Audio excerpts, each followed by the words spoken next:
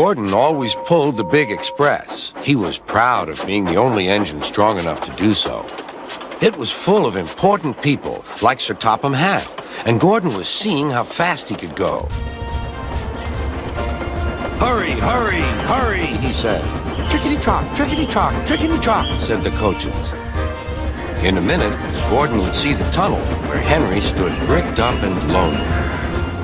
"Oh, dear, why did I worry about rain spoiling my lovely coat of paint? I'd like to come out of the tunnel." But Henry didn't know how to ask. "I'm going to poop at Henry," said Gordon. He was almost there when, whoosh! And there was proud Gordon going slower and slower in a cloud of steam. His driver stopped the train. "What has happened to me?" asked Gordon. "I feel so weak." "You burst your safety valve," said the driver. "You can't pull the train anymore."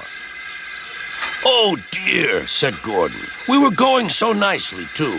And look, there's Henry laughing at me." Everyone came to see Gordon. Said Sir Topham Hatt. "These big engines are always causing me trouble. Send for another engine at once." While the conductor went to find one, they uncoupled Gordon, who had enough puff to slink onto the siding out of the way.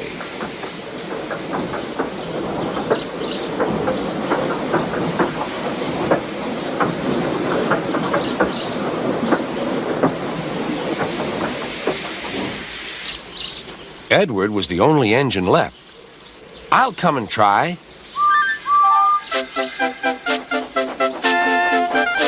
"Pooh," said Gordon.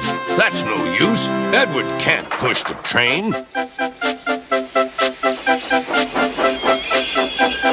Kind Edward puffed and pushed and pushed and puffed, but he couldn't move the heavy coaches. "I told you so," said Gordon. "Why not let Henry try?" "Yes," said Sir Topham Hatt, "I will." "Will you help pull this train, Henry?" "Oh, yes," said Henry.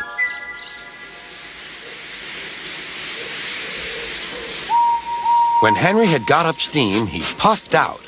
He was dirty and covered with cobwebs. "Oh, I'm stiff, he groaned.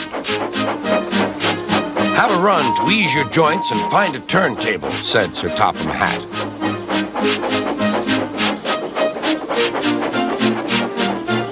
When Henry came back, he felt much better.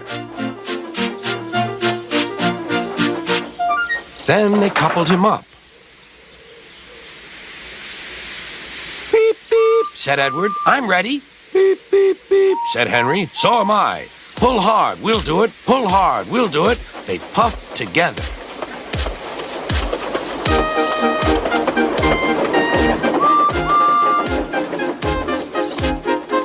"We've done it together, we've done it together," said Edward and Henry. "You've done it, hooray! You've done it, hooray!" sang the coaches. Everyone was excited. Sir Topham Hatt leaned out of the window to wave at Edward and Henry. But the train was going so fast that his hat blew off into a field where a goat ate it for tea.